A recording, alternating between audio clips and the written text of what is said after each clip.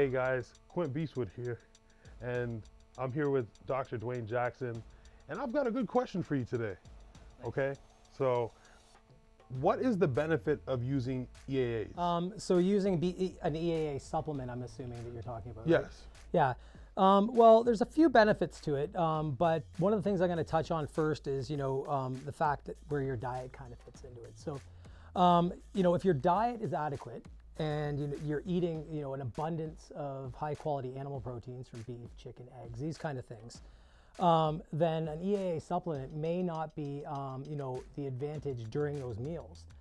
But in times where you're starting to calorie restrict and bring things down, then you may want to use an EAA supplement, one, to kind of stave off hunger throughout the day, but also in between your meals so you maintain anabolism. And it has been scientifically proven that 10 grams of good essential amino acid will actually turn on muscle protein synthesis. So it's kind of one of those things you can utilize as a tool between those meals to kind of ramp up protein synthesis when you're not eating anything and keep your calories still low. So I have a couple more questions attached to the same topic. What is the difference between EAA'S and BCAA'S? Well, yeah, this is a common question. The BCAA'S actually are EAA'S, and we've delineated them in the fitness world for reasons that we can kind of sell to supplements. But really it started with BCAA'S, and that's isoleucine, leucine, and valine. And then there's another 6 amino acids that make up the rest of the EAA'S. So when you buy an EAA supplement, like our EAA'HD, it contains those 9 essential amino acids, which include an abundance of leucine, isoleucine, and valine, which are the BCAA'S. The difference between them is that BCAA'S don't tend to increase protein synthesis like a full spectrum EAA does that we have in our Intra HD and our EAA HD.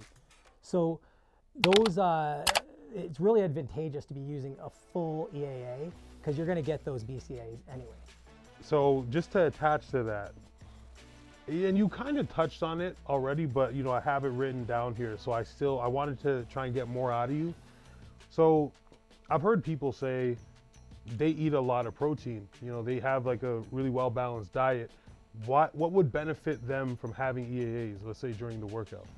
Yeah, so a lot of people these days fast before they train, which is really not the best thing for gaining muscle mass.